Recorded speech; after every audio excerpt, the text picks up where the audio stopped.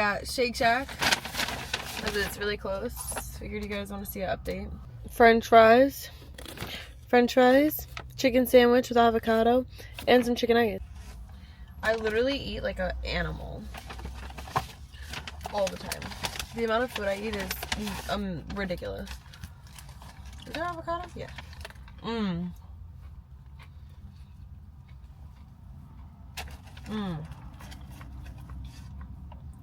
Good though.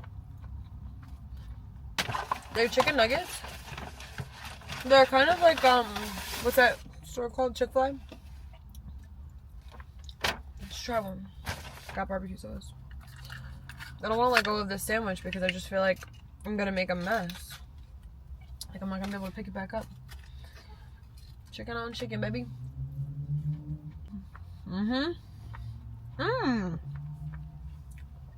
Barbecue sauce is also good.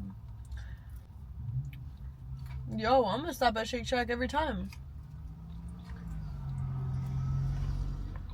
I don't know what I'm doing sitting eating here. I was trying to avoid the mess, but I think it's anyway. So after the iPad and Shake Shack, I headed over to the shop to do some welding on the Ford F-250 that I'm currently restoring.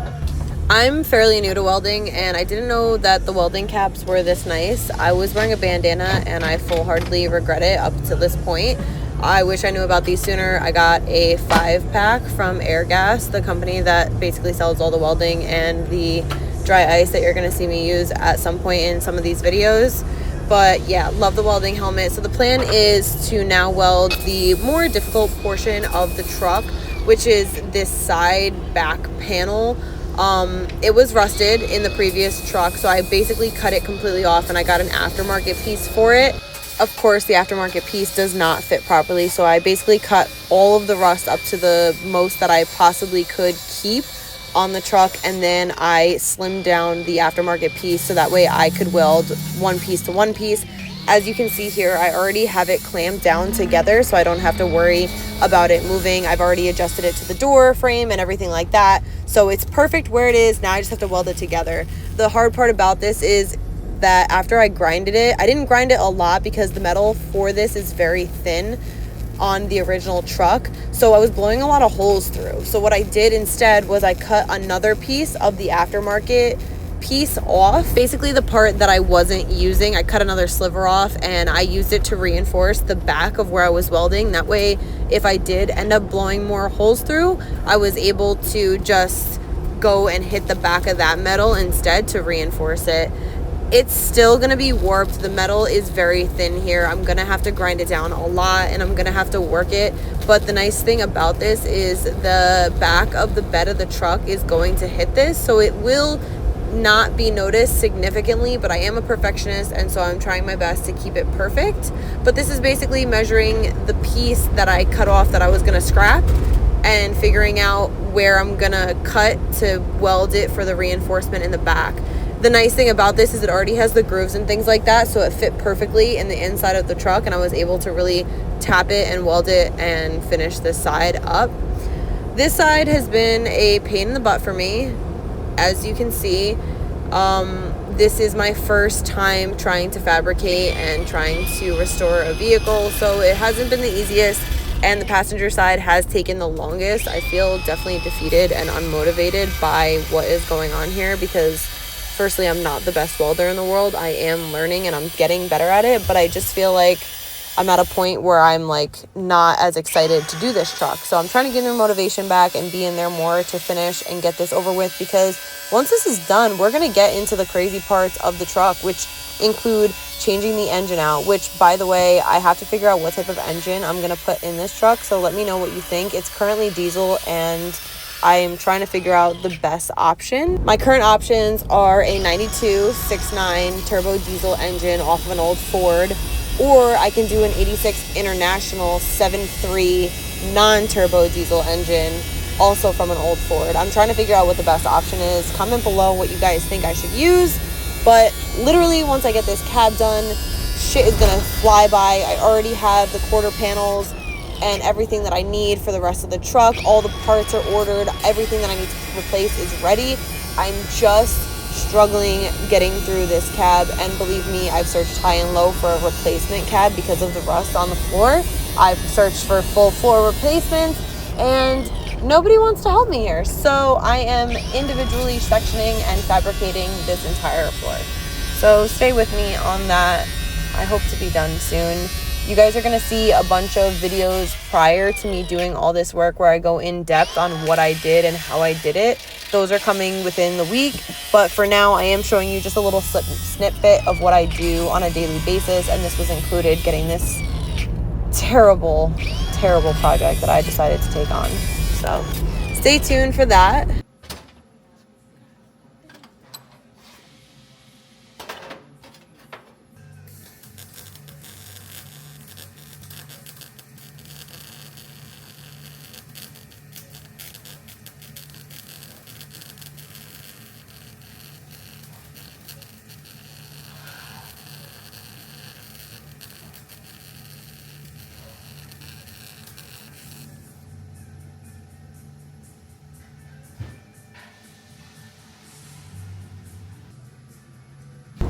Also, guys, let me know if you'd rather have the voiceovers where I basically talk during my videos of me doing things and explain what I'm doing, or would you guys rather me have my mic on and me talk to you while I'm doing the project in real time? I actually want your opinion. I'm genuinely curious what you guys would rather. Also, I am still doing electrical work. I am still doing it. Commercial work is a little bit harder to film and promote on social media sometimes because of privacy and certain restrictions that I have. So I am doing my best, but I'm still sharing the rest of my life with you guys because I do a bunch of other shit that's not even electrical based, but it's still relevant to the trades. So for all the comments that are asking me if I do electrical anymore, I actually do.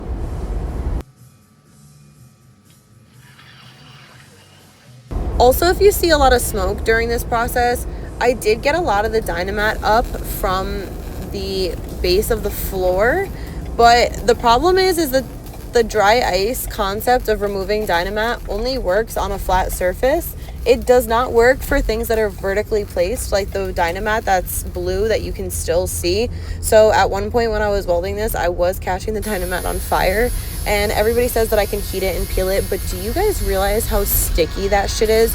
So if you have another option for me to remove the Dynamat that isn't me completely rolling the cab upside down to get the dry ice to hit this Dynamat, please let me know. I will take all the advice I can get. I am very new to this, and as you can see, I'm really clearly over grinding all of this shit down. This is my least favorite part.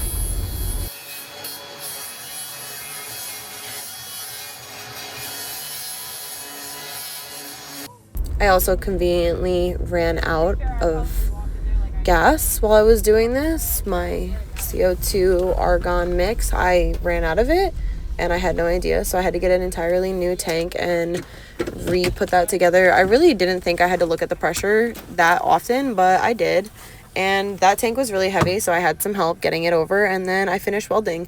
I did this inside quarter piece that's like right where the door jamb is. That needed to be welded because that whole bottom of it was rusted off and the rocker is now being bolted to that.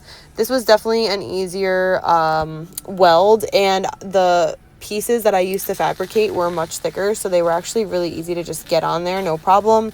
And this was the final step that I did today. I was only able to spend about 2 hours here before I had to leave and pick up my son, so I did the best with what I had. Also would like to say that all of this stuff that you see me do on my social media channels is all within one solid work day. I am not taking days out of my life and hours out of my personal life to do any of these projects. So yes, I'm still home with my child. Yes, I see him every day. Yes, I am still with my family and I still have time to do all my extracurricular activities. And yeah, still do the stuff that I like.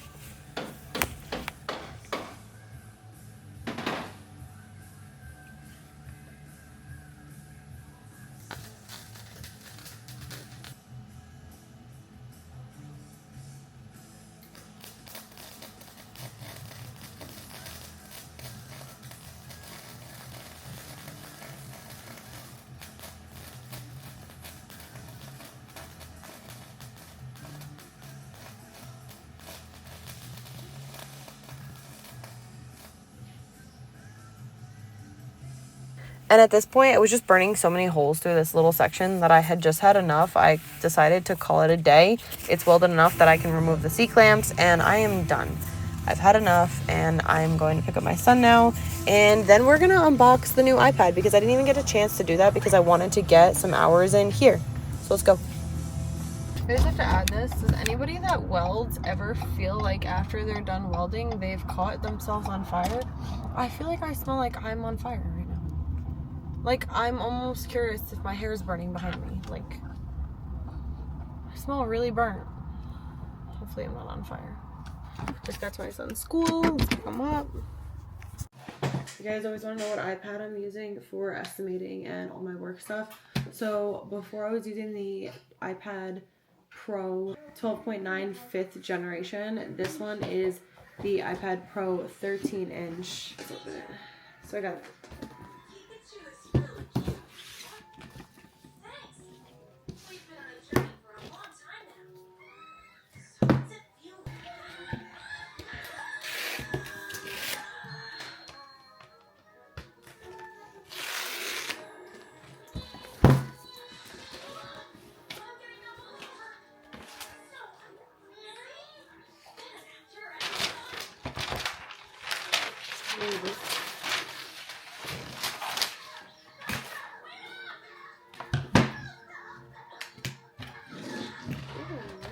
okay.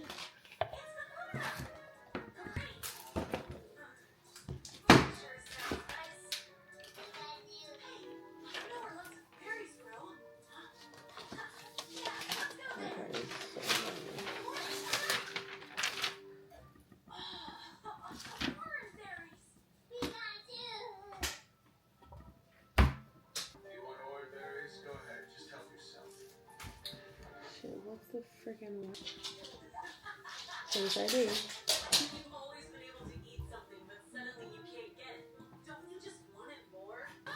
So it's super easy, so it's setting up my profile right now. Can do serial, share audio recordings, continue screen time, share Apple Analytics, share developing, auto. Welcome to the iPad. This is what she looks like. She's really nice. So I'm gonna format it for Frankie to be able to basically do whatever he wants on this, as far as like editing for me.